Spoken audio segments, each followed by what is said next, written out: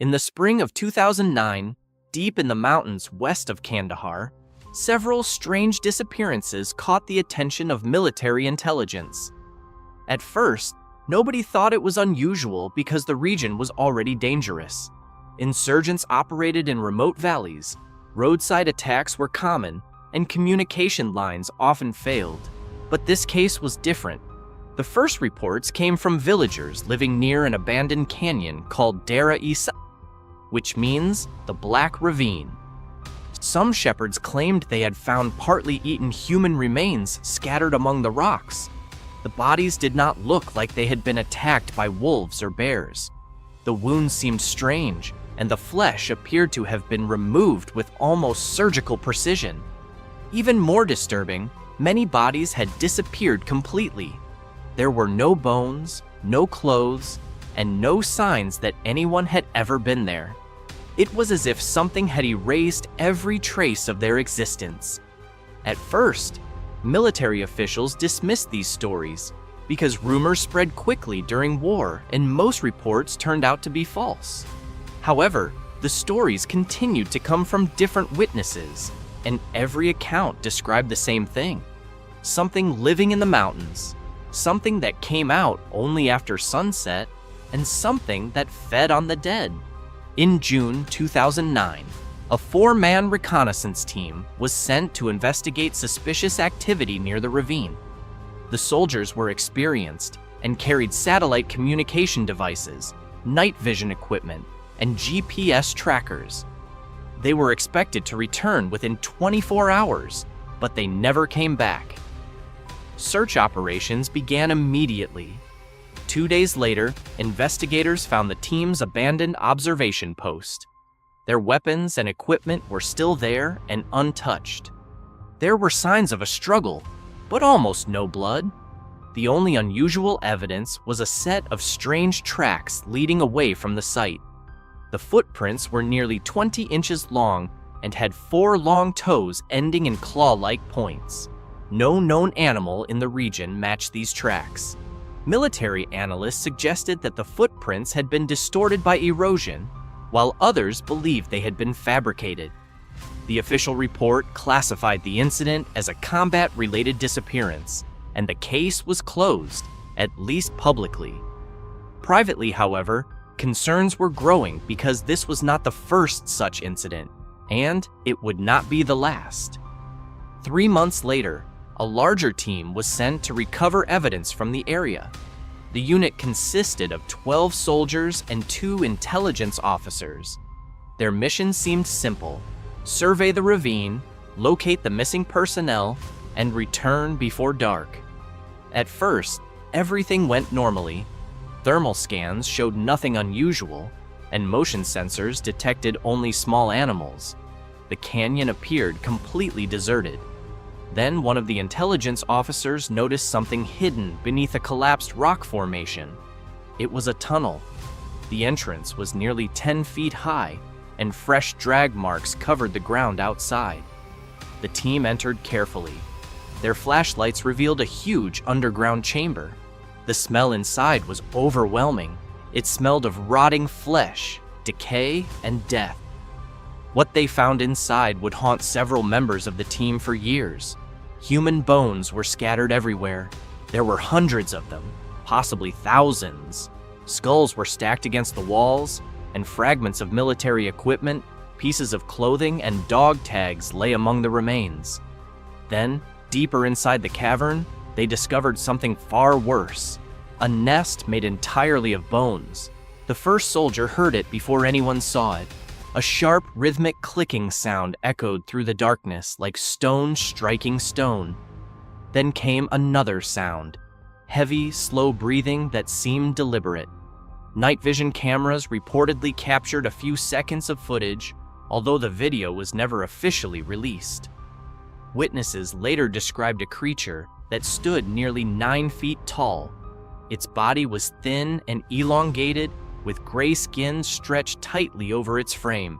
It had long arms ending in hooked claws, and its eyes reflected infrared light with an unnatural brightness.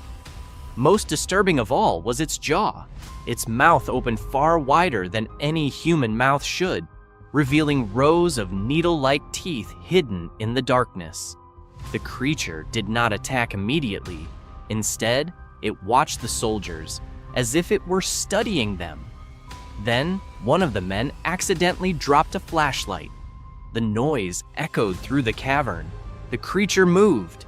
Witnesses later said it moved with impossible speed. One moment, it was standing nearly 50 feet away, and the next, it was among them. Gunfire erupted, and flashes of light filled the chamber. Then the creature disappeared back into the darkness. But something was hunting them, and it knew the tunnels far better than they did. For nearly 2 hours, the recovery team tried to escape. The creature continued to stalk them through the tunnels. Motion sensors stopped working, and the radios produced only bursts of static. Several soldiers reported hearing voices. Some said they heard missing comrades, while others claimed they heard family members. One intelligence officer became convinced that someone was calling his name from deeper inside the cave. He went to investigate and never returned. Only his rifle was later recovered. Eventually, the surviving team reached the tunnel entrance.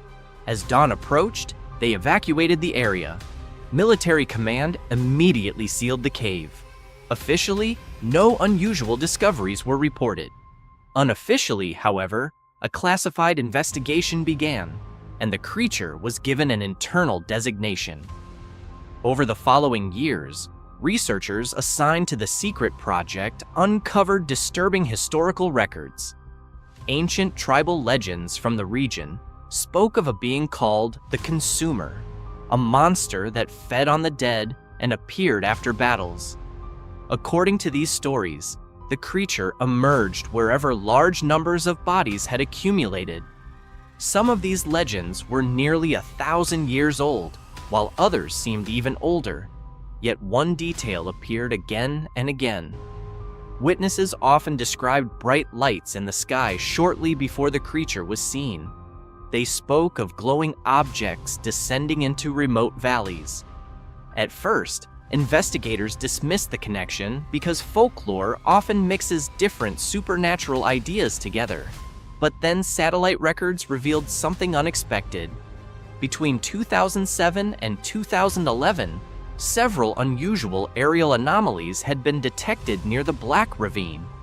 The objects appeared suddenly, hovered silently, and then disappeared.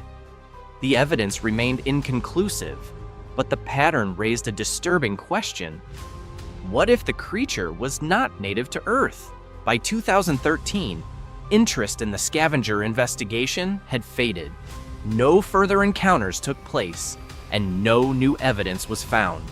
Most of the personnel involved were transferred to other assignments, and the files were placed in storage. Then, everything changed. It happened because of an event in 2014, an incident witnessed by several military operators that would reopen the entire case. October 17, 2014, a coalition surveillance team was monitoring a remote desert region in southern Afghanistan. The weather was clear and visibility was excellent. Shortly after midnight, radar operators detected an unknown object entering restricted airspace. The object displayed extraordinary characteristics. It had no visible propulsion system, no heat signature, and no identifiable transponder. Its movement seemed impossible. It accelerated from a complete stop to several thousand miles per hour in just a few seconds and then stopped instantly. The observers watched in disbelief. Military aircraft were dispatched, but the pilots never made visual contact. Instead, infrared systems recorded a glowing spherical object descending toward a mountain region about 70 miles from the Black Ravine. The object disappeared behind a ridge, and then the radar contact vanished completely. What happened next became the subject of intense speculation. A reconnaissance unit arrived the following morning expecting to find wreckage. Instead, they discovered something impossible: A circular area nearly 300 feet wide showed signs of extreme heat. Vegetation had been burned, rocks appeared partially melted, and magnetic equipment malfunctioned inside the area. But the most remarkable discovery was near the center. There were tracks, massive tracks. They had 4 long toes and measured nearly 20 inches in length. They were identical to the footprints discovered near the Scavenger Cave years earlier. The resemblance was impossible to ignore. Investigators immediately reopened the archived files. For the first time, military analysts seriously considered a possible connection between the creature and unidentified aerial phenomena. Military intelligence organized a covert observation operation. Remote cameras, motion sensors, and thermal imaging equipment were installed throughout the region. For nearly a month, nothing happened. Then one camera recorded a brief sequence lasting only 11 seconds. The footage showed a tall humanoid figure walking across a rocky slope. Behind it floated 3 small glowing spheres. The objects moved in perfect synchronization. Then, all 4 disappeared behind a ridge. Moments later, every camera in the area failed at the same time. In December 2014, a final expedition entered the mountains. Their mission was simple: determine whether the creature still existed, locate the source of the UFO activity, and recover evidence. The tunnels contained unusual metallic structures, unlike any known military technology. The walls appeared fused together rather than built, and some chambers emitted weak electromagnetic fields. At the deepest point of the tunnel system, investigators allegedly discovered a vast cavern. At its center rested a huge circular object that was partially embedded in stone. It was not a natural formation. It did not appear to be human engineering. It was something else, something ancient.